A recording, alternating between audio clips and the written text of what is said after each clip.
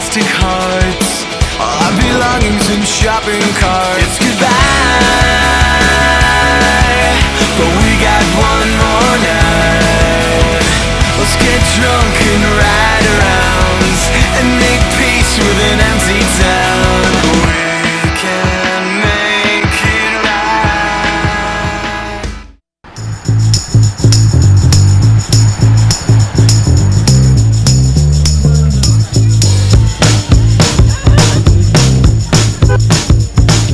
순천 강남여고요. 부산이요. 서울이요. 광주 숭일고등학교에서 왔습니다.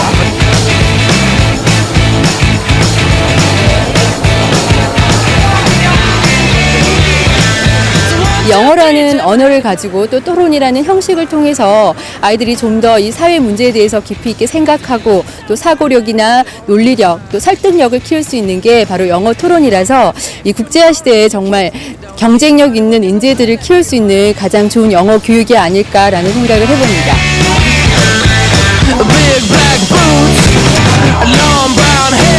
어떤 영어의 유창함에 대해서 기준을 두는 게 아니고 영어가 조금 떨어지거나 아니면 영어로 의사소통이 조금 불편하더라도 본인의 어떤 논리가 있고 본인이 어떤 주장을 논리적으로 충분히 알아들을 수 있게 전달할 수만 있으면 저희가 충분히 점수를 주고 있거든요. 그 점을 유념해서 준비해 주시면 되겠습니다. 제3회 전국 청소년 영어 토론대 제3회 전국 청소년 영어 토론대 스타트!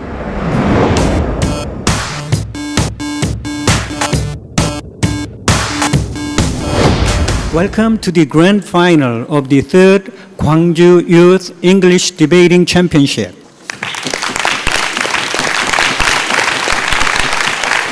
Today we have the motion, this House would not trade with oppressive regimes.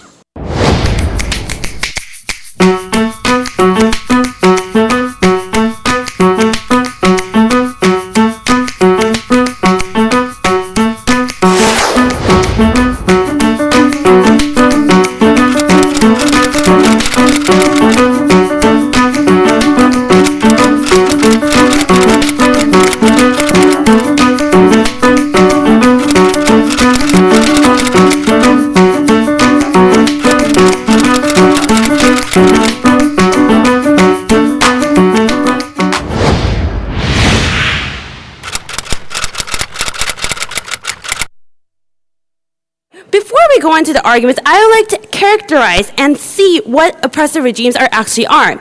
Domestically, they fail to fulfill their obligations as a government, protecting the citizens and preserving their rights. However, more importantly, internationally, they fail to abide by the international conventions and treaties. And in fact, they do not follow international movements and their aims. And in fact, commit to genocide, ethnic cleansing, and these kind of very atrocious human rights violations. Therefore, we believe that we should recognize this legitimacy of their government and we have to stop trading. Before we go on to the arguments, I would like to define a few terms. We define trade as an economic trade that involves a mechanism of exporting and importing, a two-way relationship. And we define oppressive regime as regimes that commit atrocities to civilians and fail to abide by the international rules. Under the value of basic human rights, the government brings you three very strong arguments. First, illegitimacy. Second, reduce of dependency. And third, expansion of peace, which will be further extrapolated by the second speaker. Without further ado, let's get into the first argument. We believe that the trade occurs between two or more parties that consider each other as legitimate, responsible actors. And having a normal trade with oppressive nations are giving them sovereignty because we are recognizing them as a separate and legitimate nation, ladies and gentlemen. Nation is composed of territory, government, and population. If only territory and government exist, and if government oppresses the people, that is not a proper nation, ladies and gentlemen. And let's see the implications of this recognition. Why is this bad?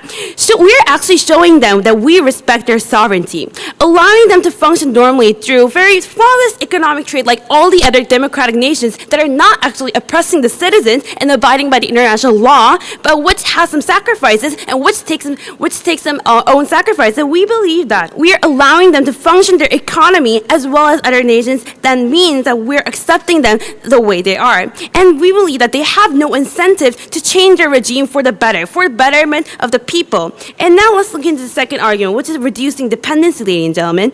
We believe that oppressive nations are very irrational. They don't go through a democratic course in making decisions. The people cannot stop the government from doing anything. Let me give you an example. When we traded with Venezuela and Myanmar, we basically funded their junta. When before the economics stopped termination of trading, when Haiti, there was an FAFD, very oppressive government regime, and when we were having this trade, the government had a lot of weapons to actually commit to a civil rights violation. However, we see that after the arms embargo, which means that we're stopping all the trains of the weapons, we see that the weapons were reduced in this government, and the junta actually decreased from 6,000 and 1,000. That's how we change the life of the Haiti civilians for the better, ladies and gentlemen. And this is the reason why we believe that the people, because these kind of regimes are not irrational, we cannot really say that they're a very rational government which will make good decision and beneficial decision for the people.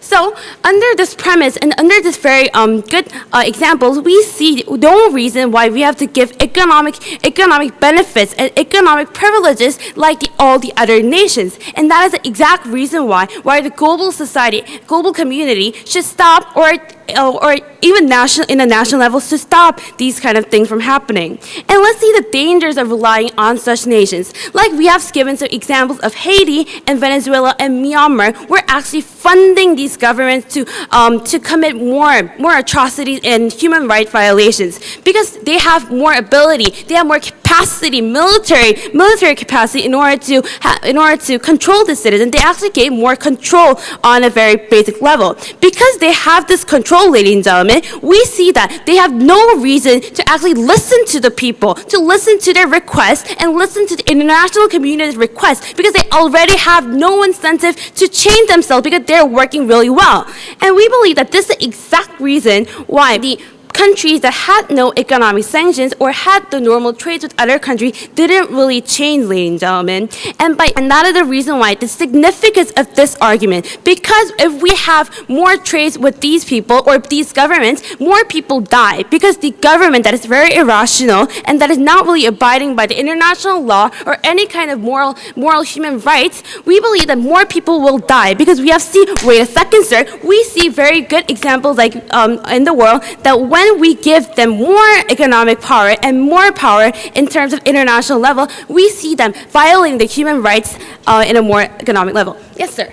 But we see that in the Arab Spring cases, we see that when the government is really oppressive and wrong, then the people themselves revolt against them, because that is the popular movement within those nations. And that is why we don't require especially economic intervention from other countries. Ladies and gentlemen, we see that the people certainly have some kind of idea that the government may be wrong. However, if the government has so much power because of the economic trade, because money is getting into their government and they're trading and they're getting more economic power, international power, we don't see that the people's uprising is going to triumph the government's power, ladies and gentlemen. If the opposition side wants the people to actually triumph the government and change their life for the better, we believe that the weakening of the government is the premise that needs in the first place.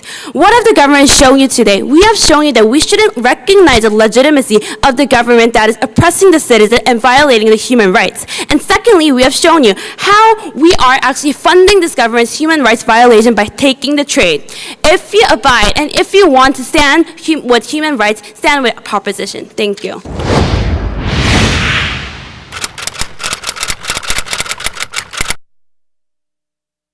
Now, ladies and gentlemen, we pushed the government side to prove in today's debate exactly why today's motion would change the status quo.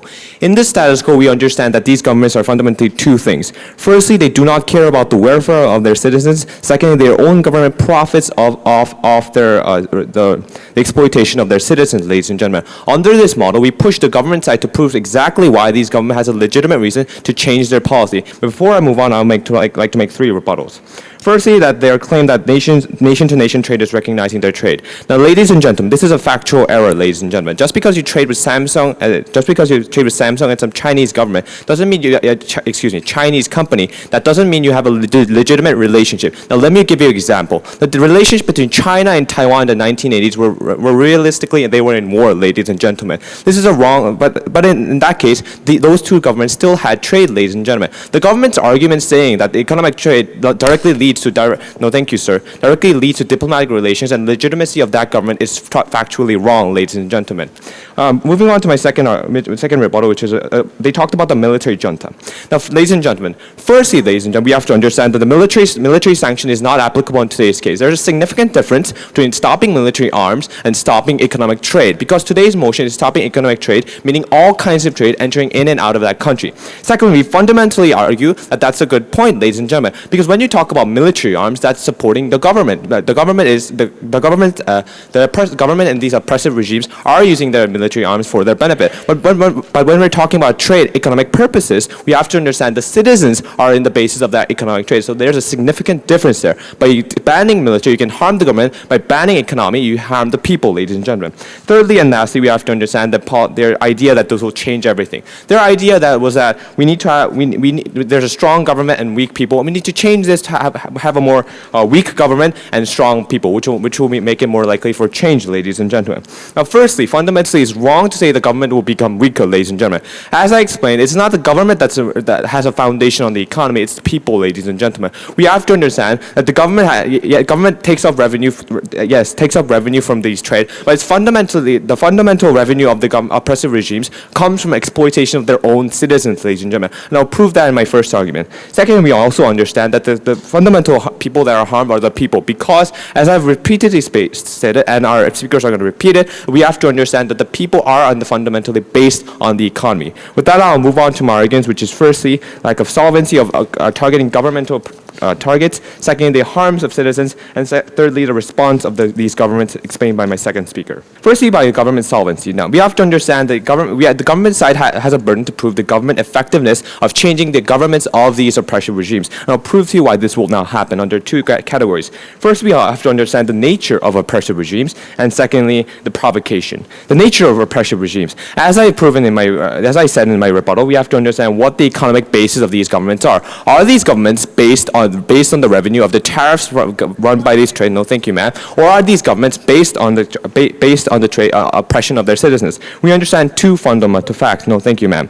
The revenue from these trade is hardly a maximum point of these governments, ladies and gentlemen. As such, it's empirically wrong for the government side to say the governments will be detrimentally damaged because we stop trade, ladies and gentlemen. Secondly, we also understand, as I explained in my beginning, true revenue from oppressive regimes comes from exploitation of their citizens.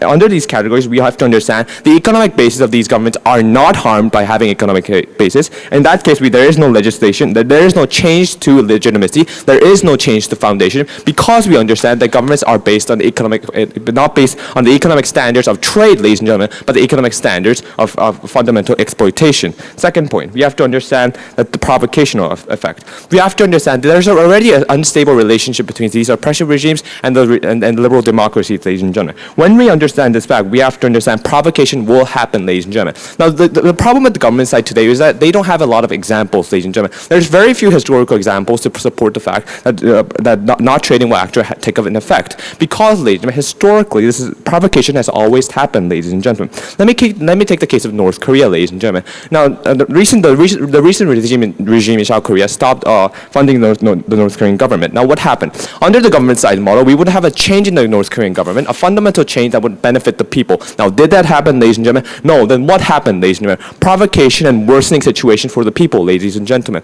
What happened was the rations of these North Korean citizens were dropped. These citizens were more harmed. Second, we understand the livelihood of North Korean people went down, which is a fundamental reason for the increase of North Korean refugees in South Korea. Yes, ma'am.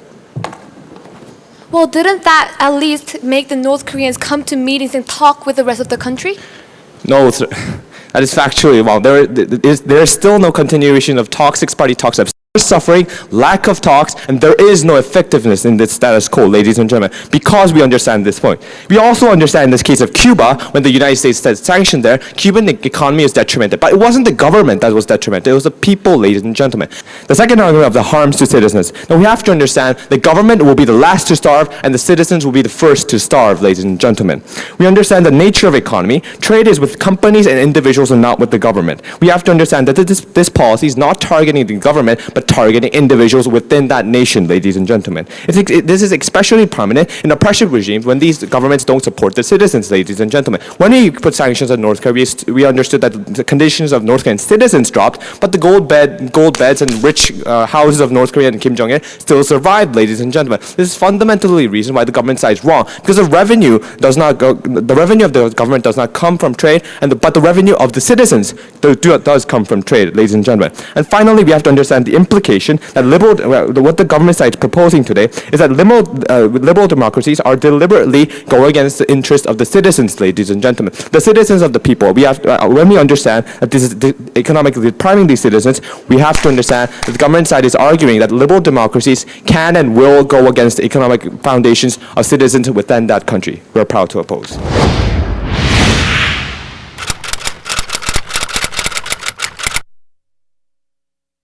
Now, there is a contradiction between their first and second arguments, because their first argument questions the very efficacy of our policy, and their second argument builds upon the fact that economic sanctions and not trading is very, very successful. So we ask you exactly which stance are you taking? This is a problem that occurs like a theme throughout their speech, so exactly which stance are you taking? Unless you clarify in the next speech, we can only take one argument, and if you are not going to clarify, then please tell me which one I should stand with. So, the first argument on government solvency. They say that the nature of oppressive regimes are that revenue does not much come from trade. We say this is unobvious. This doesn't make sense at all, because they're basically arguing that all nations, all oppressive regimes are self-sufficient. This is not true. Also, even if a single or two industry is liable to trade or depends on trade, it means that other sectors of that economy are going to be negatively influenced. This is why there are effects, and this is why we have successful examples of economic sanction all over the world. You cannot have a completely self-sufficient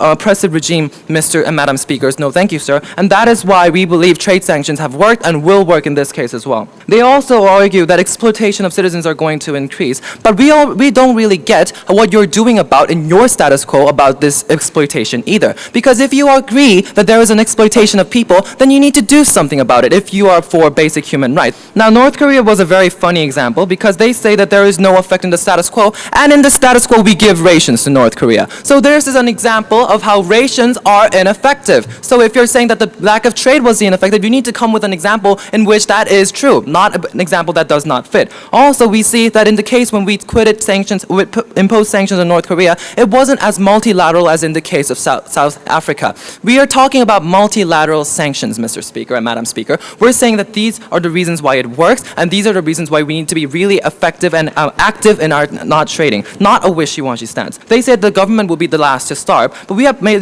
three responses to this. First of all, that is not true. We see examples in which very successful economic sanctions without starving the people happened. We gave you the examples of South Africa and Haiti. We also say that you are killing the people even more in your situation, because when we see examples like Syria, or when we see examples like Libya and Rwanda, where people are dying by the tens of thousands every day, we don't see how starving them becomes an issue when they die by bullets. Now, we also say that this argument doesn't work, so you better respond to this part, or at least clarify the contradiction that I've mentioned earlier.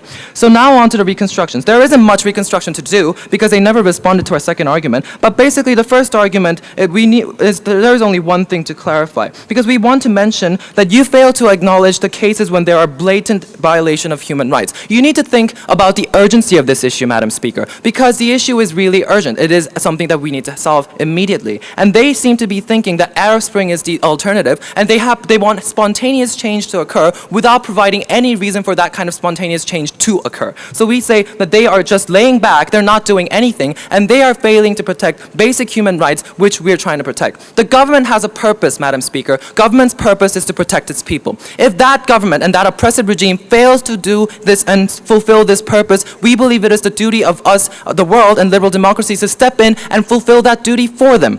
So therefore, now our third argument. No, thank you, sir. On the expansion of peace, we already told you that this is going to talk about two parties, not just the oppressive regimes, but us, the world, as well. So two parts. First, we're going to talk about democracies, because interestingly enough, in modern history, there has been no significant war between two liberal democracies. We say that there are various reasons, but also because the people have a visceral reaction to war, and a democratic nation where people's will matter, they will obviously be adverse to having or waging war. So in the end, oppressive regimes are much more likely to wage war on a different nation. This is why it is safer if we can change and bring about change in these nations through trade and through lack of trade. Therefore, we are being safer and we're protecting our citizens as well, not just harming or not just trying to help another party. We also say that there is an issue of implicit consent, because as we said, when we trade with these nations, we're implicitly condoning their behavior. If we support their trade and if we support to fund these people's governments, as in the example of Myanmar and Myanmar's military junta, we say that this is an implicit and active support of that regime. What does that mean? That means that we fail to practice our own values. If we're protecting our own people, then we need to protect people in general. We cannot be just protective of certain people and not of other people, because that in turn means that that kind of a violation can be done onto us at any time. We say that we need to be sure that our values stand strong in any case and that human rights are upheld at any reason. So because we had a firm and strong value, because we were for a value consistently, and because we had arguments that supported this value very well, we are very proud to propose. Thank you.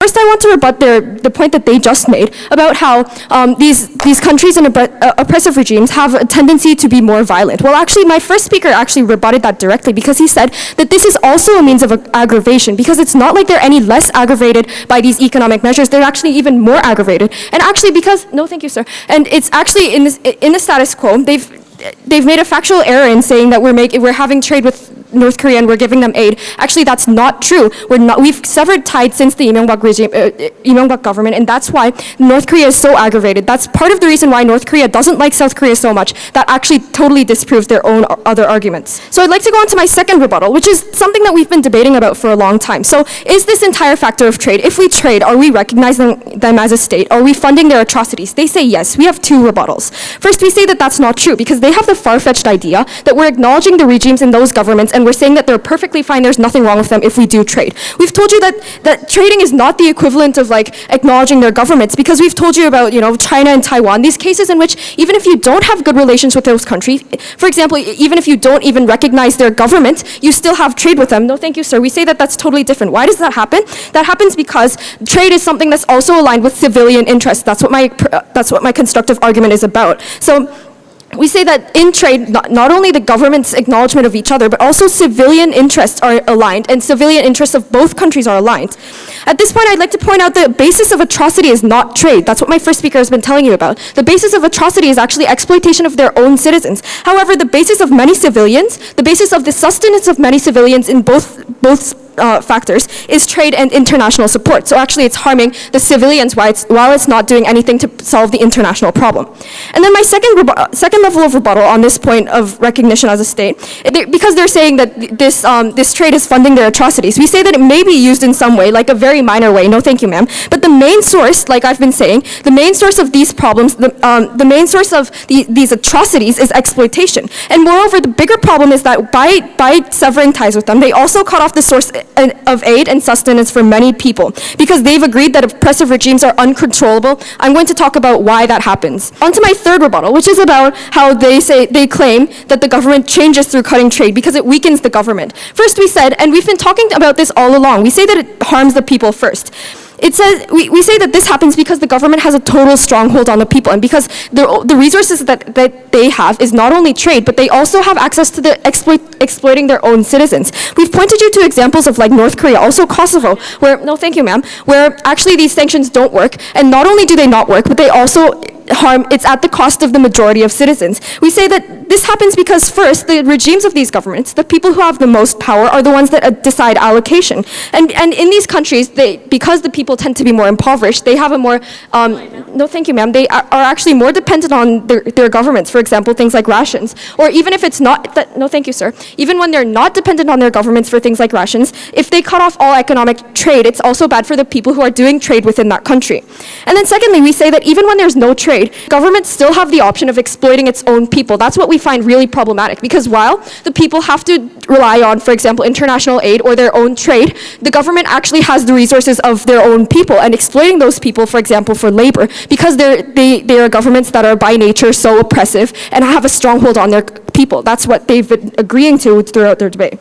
So, no, thank you, sir. Secondly, I'd like to talk about how, because they said, well, actually, they're doing something, but we're not. Well, we didn't say that we're not doing anything. We say that we're going to encourage grassroots movements and do anything possible. Also, if anything, we say that we'd like, for example, military measures, diplomacy measures, things that don't directly harm the people, because we've proved to you why these measures directly harm the people by taking away their own resources. No, thank you, sir. I'd like to talk about the responsibilities that the governments of these nations that are enacting these policies, what responsibility do they have to their own governments? And we say that these governments' primary obligation is to work in the best interests of its own people before it considers these humanitarian concerns, which we've proved to you in the first speech, that even these humanitarian concerns aren't even looked after. But then not only that, we're also harming the people in these governments that are enacting these measures. So the first level of analysis is that this reduces the access to valuable assets and products for the people in these regimes under these governments. We say that this causes a harm to civilians who would otherwise rightfully have access to those products, and it increases the price of those products as well. We say that the biggest example of this is oil and underground resources, which is actually the case of the Middle East right now, because we're actually cutting off these ties, then it reduces the civilians' access to these very important resources. But also they're very, very big providers of other things, such as food. For example, the best example is Iranian grapefruit. And while you might not think that this is important, we think that this is a significant inconvenience to consumers to force them to pay like 2 or 3 times the original price for a value that helps no one. We think that that's the part that is most problematic. We say that this is particularly true because these countries that we're trying to make measures against are not only depend on us, but we depend on them as providers in many cases of natural resources. For example, the biggest example is, since we're talking about the Middle East has so many natural resources that we simply cannot restrict our civilians from accessing. And then secondly, we'd like to talk about how it harms the civilians' trade and interaction with each other. We say that the significance of trade is not just nation-to-nation recognition, which it isn't, but also civilian-to-civilian trade, because we see that this is different fundamentally from, for example, severing diplomatic ties, because civilian interests are aligned and they make up a majority of that relationship. We see that this is empirically how most trade happens between civilian and civilian. For example, the manufacturing industries are connected, they sell products, and industries in liberal democracies are also engaged in providing essential infrastructure to these countries in developing nations. So for these reasons, we are very proud to oppose.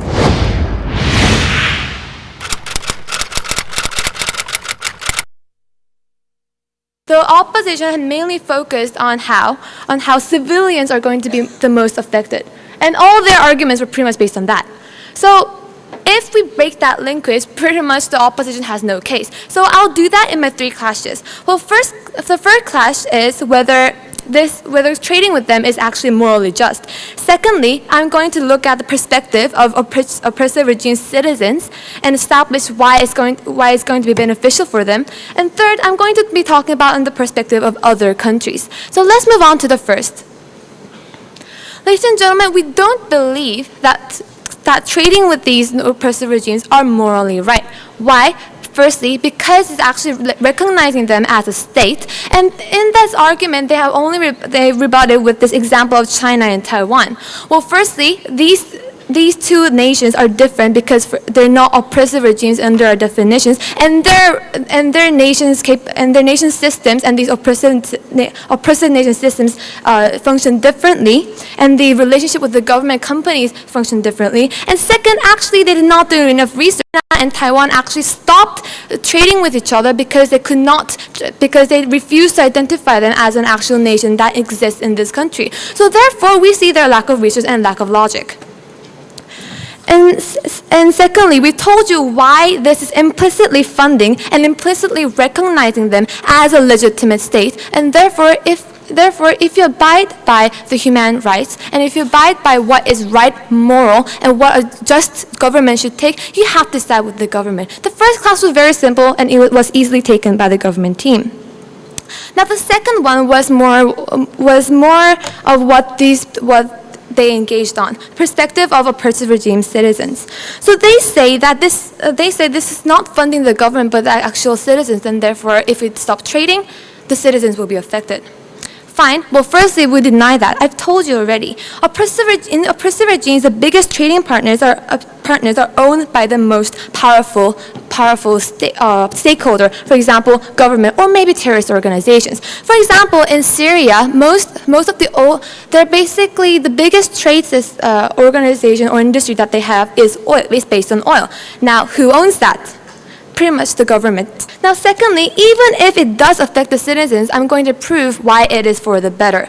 Even if they do indeed hurt ordinary people, they seem to believe in grassroots. Well, exactly. Even if it does affect the citizens, it's going to pressure the government to expect these grassroots to happen. Because, yes, precedents show that if the nation is poor and is getting poorer, then these citizens are more likely to go against and rebel the government. Well, if that is the case, and if citizens are actually affected, then the government is going to be have to make sure that the citizens are not going to rebel against them, and therefore lessening these atrocities and lessening these oppressive tactics that they had gone on before. So either way, we see a positive impact on society and a positive impact for these citizens. And secondly, your model does not save any more people, and we've continuously told them that. Continuously told them that they had no response. Yes, ma'am. So basically, you've just acknowledged that they will starve, right? No, we said firstly, they're not going to starve because government owns most of the trade, and secondly, even if they do starve, it's going to be helpful for these people. So either way, the government takes the debate. Now, I would like to mention another interesting thing about these oppressive regimes. Why? Because sometimes the oppressive regimes are also based on terrorist organizations. So if we think about it, if these trade systems affect the government, they have to rely on these terrorist organizations because they're the ones with the fundings, and they're not going to be. Now let's move on to the third clash about other countries. Now they said firstly, military is a better way to go on about these interventions. Why? Because it's not hurting the civilians. Now the government thought it was quite weird for the opposition to argue that military intervention does not kill people. Yes, they do, ladies and gentlemen. Military intervention, for example, in Libya, killed about 2 million people just because, either because these rebels or these governments or these third parties that went in to intervene. And secondly, we believe that the opposition said, hey, we have to rely on these oil reserves. We have to have trade because it's beneficial for us too. Well, we told you why that was firstly morally wrong. And secondly, we believe that this is actually more dangerous. Why? Because they're oppressive regimes, meaning that they're very calculative in trading partners. So we believe that if once we begin to be dependent on their oil reserves, it's going to be dangerous for us also. We have to reduce the dependency. We have to find alternatives, not only from the oppressive regime because they can cut trade any minute. We have to find other alternatives in which we can base our buyings on. And we believe that that is a better stance in which other nations can take, and that's going to be more beneficial to our society. And lastly, we told you how it's going to be, in the citizen perspective, better. It's going to be safer. Why? Because by acknowledging these oppressive regimes and acknowledging their systems, we're basically saying that this same thing can happen to our citizens too. So we analyze this in both the citizen's perspective and the government's perspective. We analyze this in the oppressive regime's perspective and whether it was morally just or right in principle. Their argument were all based on whether it was practical or not, and we proved to you why it was. And therefore, because we won all these clashes, we take the debate home. Thank you.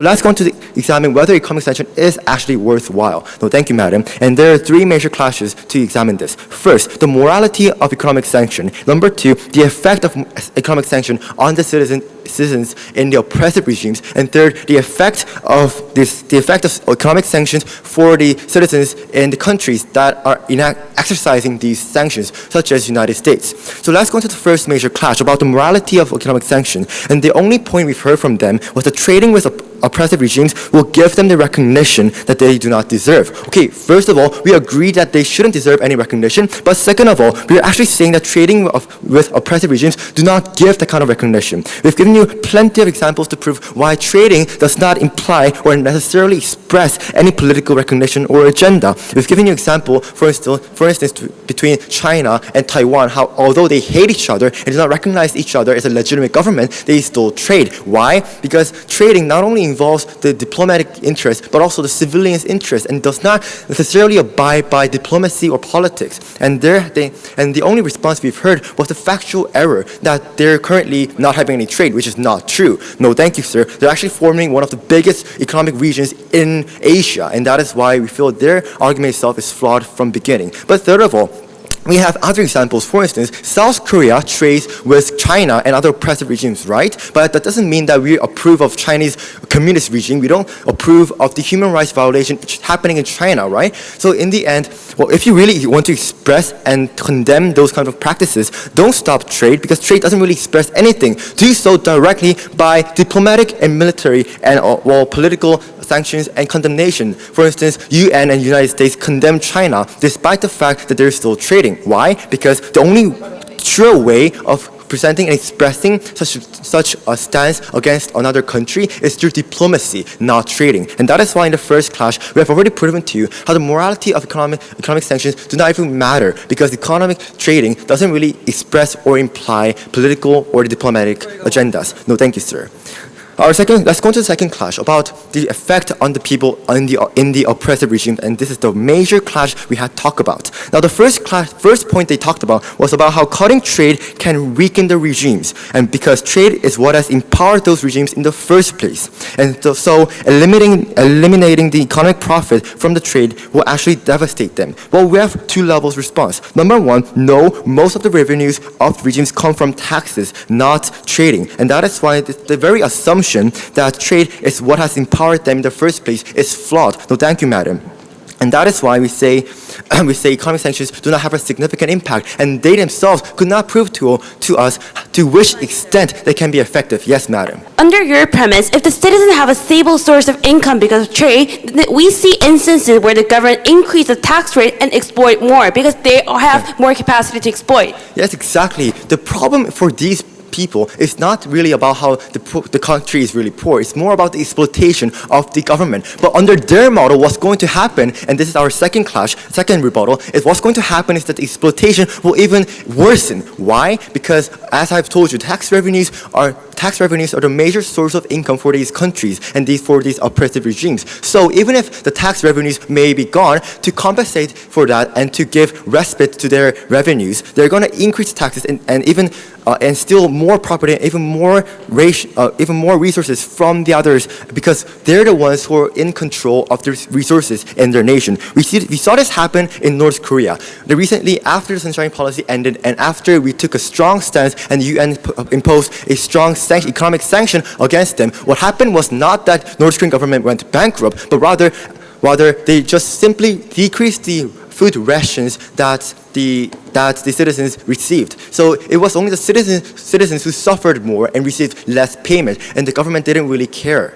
And that is why we say, first of all, cutting trade doesn't really affect the government because the government just can take more advantage of their own citizens and exploit more. Then the second major response that came from the government side was about how cutting military